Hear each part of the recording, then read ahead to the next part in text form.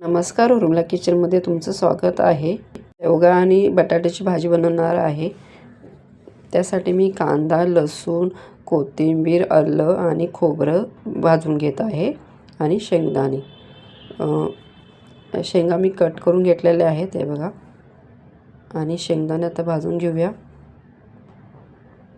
बटाटे पण मी सालं काढून कट केलेलं आहे. आणि आता वाटण, शेंगदाणे आणि सर्व एकत्र मिक्स करून घेतलेलं आहे. आता कढई गरम करत ठेवलेले आहे. तेल टाकूया. साधारण 2 चमचे तेल टाकलेलं आहे.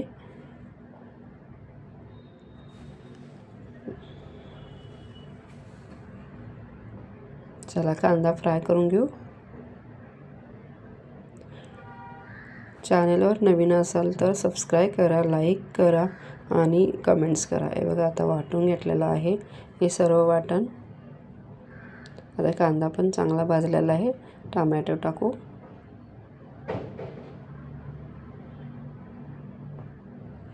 टोमॅटोने खूप छान फ्राय झालेलं आहे.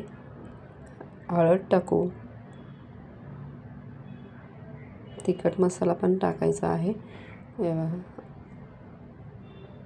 आता हे चांगलं परतून घेऊया. आता मी हे वाटण करून घेतलेलं आहे, तर ते खूप छान झालेलं आहे. आता ते चांगलं परतून घेऊया.